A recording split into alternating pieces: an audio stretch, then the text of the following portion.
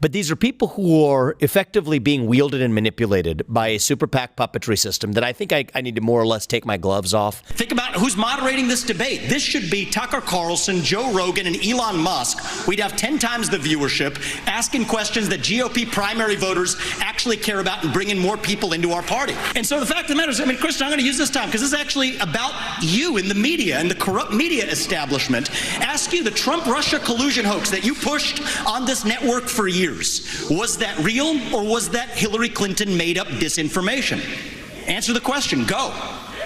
Mr. Ross, this is how we get our country back. Welcome back to Totally Based. I'm Joey Gaskin, and today we got to talk about Vivek Ramaswamy kicking butt in the GOP debate. But before we do that, make sure you hit that subscribe button and ring that notification bell so you never miss out on new content from me. Now let's get to it. All right, guys, so Vivek Ramaswamy did the thing last night. He won the GOP debate hands down, okay? He did what we've all been wanting to see for so long. He called these people out to their face. He called the GOP chair out to her face. He asked for her resignation on stage. He yielded his time to her. He also talked to the moderators. He asked them questions. He asked them why they were even there. And this is the thing that I love to see. This is the thing that we all want to see. And so basically, we're going to watch a quick highlight reel of just some of the things that he said last night. And I think you're going to love it. Let's take a look.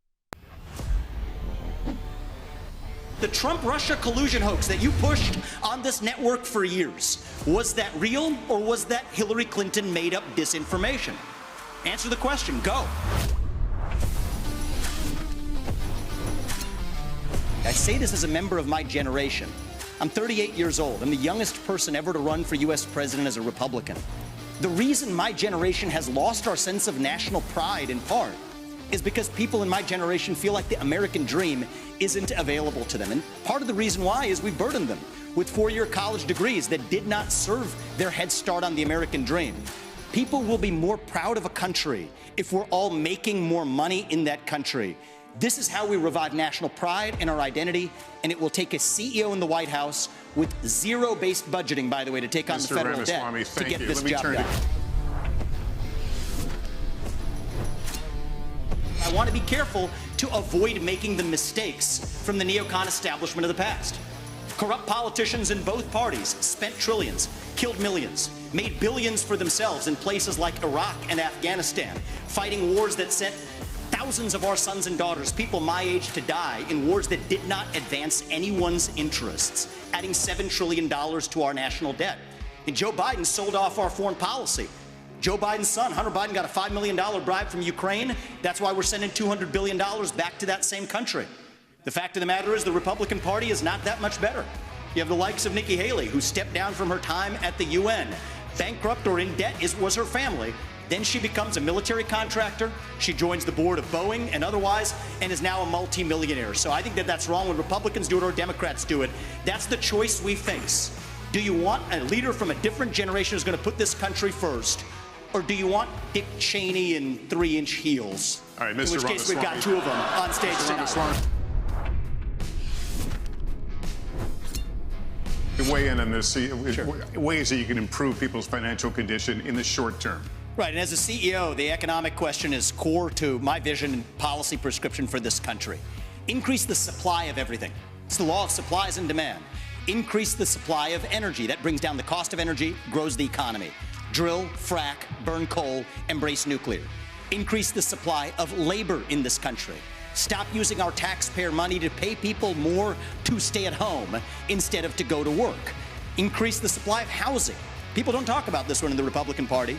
The land use restrictions are constricting the supply of housing. That's making housing more expensive for ordinary Americans across this country. So that's the true answer. And I think it takes a CEO in the White House who actually understands this to get this done. Because Americans at home, they know the Bidenomics is a lie. Prices are going up. Interest rates and mortgages to buy your home are going up. But wages have remained flat. That's the hard diagnosis for our economy.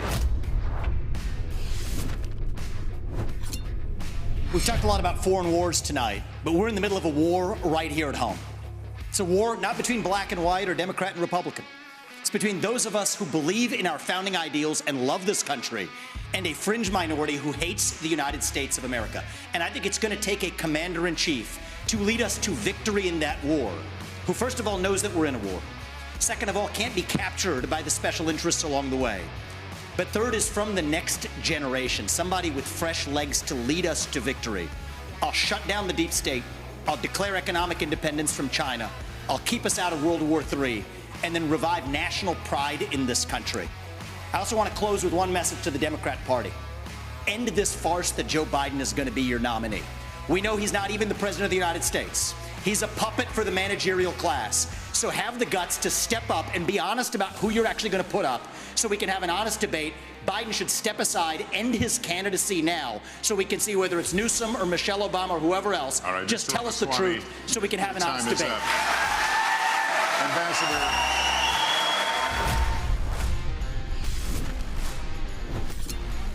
I think there's something deeper going on in the Republican Party here, and I am upset about what happened last night. We've become a party of losers at the end of the day. It was a cancer to the Republican establishment.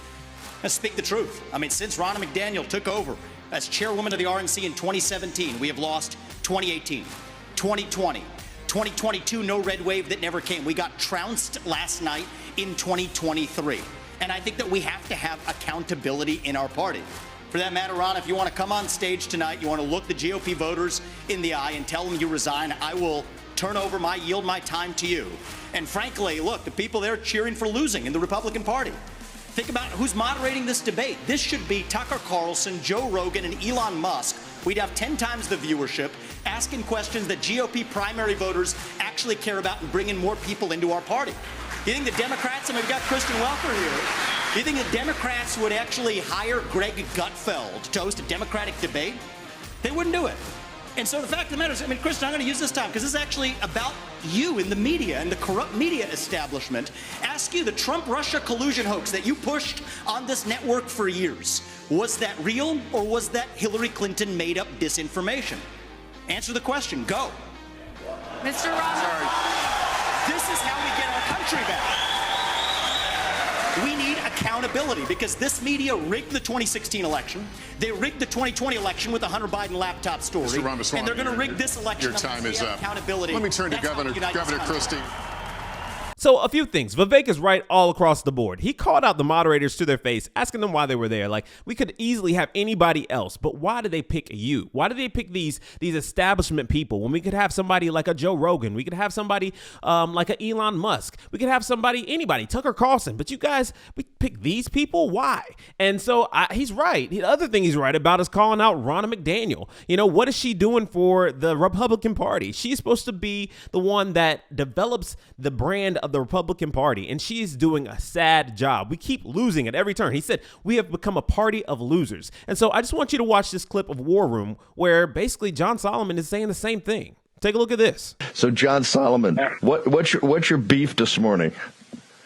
Well, listen, I think at the end of the day, I keep watching this extraordinary dynamic play out, and it's played out in 2018, 2020, 2021, 2022, now 2023.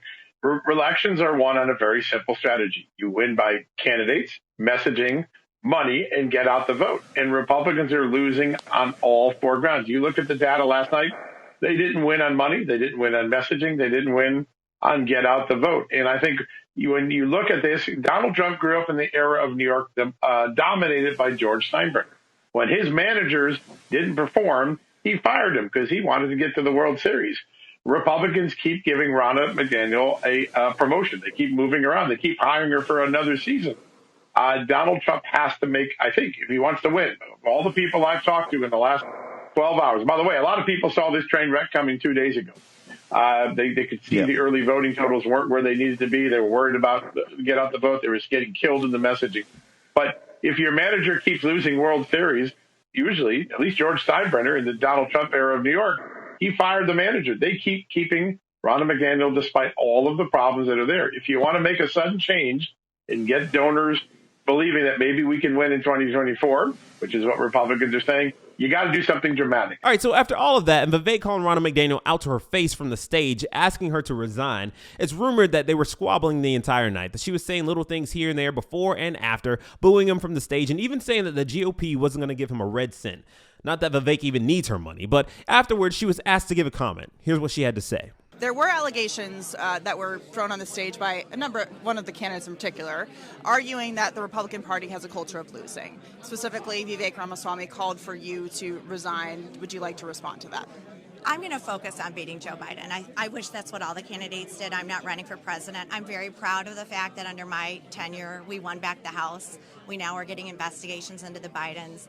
I also, as Michigan chair for the first time in 30 years, won a state that Democrats hadn't been in. I'm very proud of the fact that we're going to have staff in 15 states heading into 2024. But, you know, I'll leave other people to attack Republicans. I'm going to focus on Democrats. I will say this.